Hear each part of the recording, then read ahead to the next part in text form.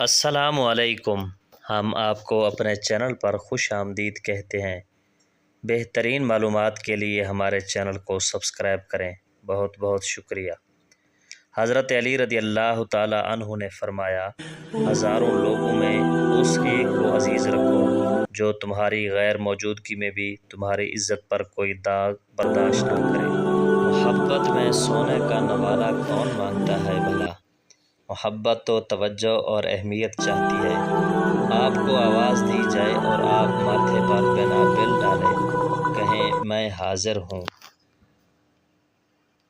زندگی کے سفر میں ہر کوئی شجر سایہ دار نہیں ہوتا، لہٰذا توقعات ایک حد تک رکھا کریں، ورنہ امیدیں ٹوٹنے پر وجود ریزہ ریزہ ہو جاتا ہے۔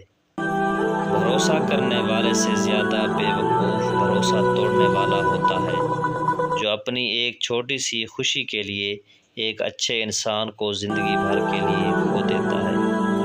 کوشش کریں کہ زندگی میں کبھی کسی سے کوئی توقع نہ رکھیں، کیونکہ توقعات کا پیالہ ہمیشہ ٹھوکروں کی زد میں رہتا ہے۔ نرم دل لوگ جلدی رو پڑتے ہیں، جلدی روٹھ جاتے ہیں، جلدی مان جاتے ہیں۔ سنا ہے اللہ کو ایسے لوگ پسند ہیں۔